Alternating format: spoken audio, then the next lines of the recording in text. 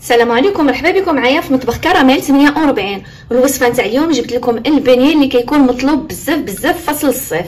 البانيه اللي هو اقتصادي بلا حليب ولا بيض، ودغيا كنوجدوه وكيجينا مفشفش لداخل، كيجي ناشف وبلا زيت وناجح مليون في المية.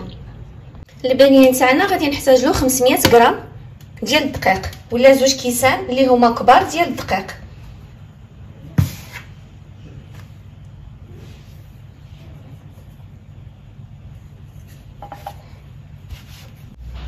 كنحتاج لها 2 معالق كبار ديال الزيت. كنعطيكم المقادير مضبوطه. واحد البانيه اللي كيجي ناجح مليون في المية، ساهل ودغيا كنوجدوه. ندي معلقه صغيره ديال الخميره بالعجين بودره، معلقه صغيره ديال السكر ديال سنيده، عفوا غادي ندير 2 معالق خميره ديال الحلوى اللي موازن 7 غرام. ما كنديروا فيها لا حليب ولا بيض. ضروري واحد القبيصه ديال الملحه،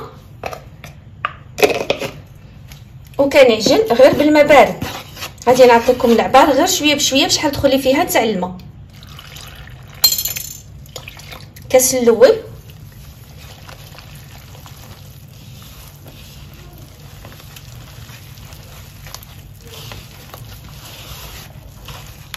ديروهاش قاصحه بزاف وما كنديروهاش خفيفه، بحال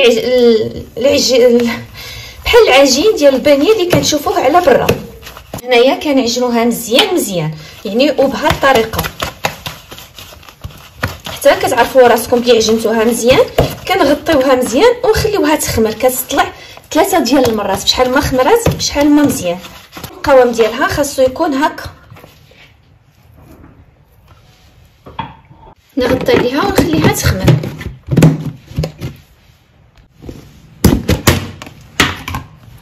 هنايا من بعد نص ساعه وراها العجينه تاعي خمرات، كنشدها كنهبطها ونخليها تخمر المره الزوجه. الخمره الزوجه هي هذه. الخمره الاولى خدات لي نص ساعه وثاني هبطتها، وهذه خدات لي نص ساعه تقريبا ديال الوقت. كندير في يديا شويه ديال الزيت ونولي نهبطها. واحد الصينيه دهنتها مزيان بالزيت، كنزيد الزيت ليديا وكنشد نقرص على حسب ما كنهز، ونقطع الكويرات اللي بغيتوها، يا اما صغار يا اما كبار.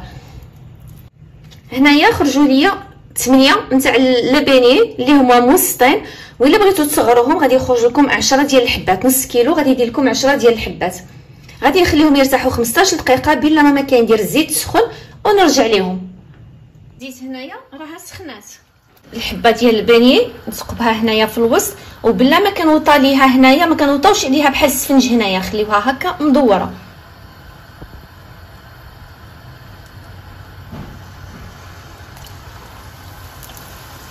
ثاني كنشد الزوجه غير كنثقبها هنا في الوسط وكنجبدها هنايا.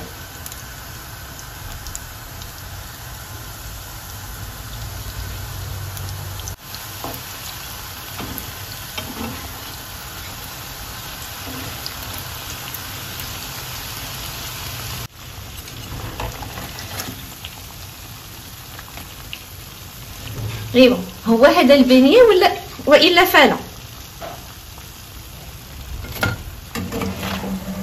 ولي تبارك الله ما شاء الله تحميره كي دايره، يعني كنبغي صراحه كنبغي يجيني محمر. فقط 500 غرام كتعطينا هاد الكميه تبارك الله ما شاء الله اللي هي كثيره. وهنايا باش كتجينا ديك النسمه ديال البانيه زوينه وبنينه، كنديروا شويه تاع سنيده وكنخلطوا معها هاد لافاني سكر الفانيلا. ما كنديروهش في الاول ولكن كنديروه حتى الاخر ملي كنبغيو نفندو داك البانيه. نحل معكم وحيده واخا باقي سخون. هاد البانيه اللي ما كنستغناوش عليه على طول الصيف. شوفوا لي ما شاء الله لداخل كي كيجي داير، كيجي خفيف هشيش وما شاربش الزيت نهائيا. وإلا عجبتكم الوصفه نتاع اليوم ما تنساونيش بواحد اللايك، الضغط على زر الاشتراك، وواحد التعليق اللي هو زوين. دمتم في حفظ الرحمن، مع السلامه والى فيديو اخر ان شاء الله.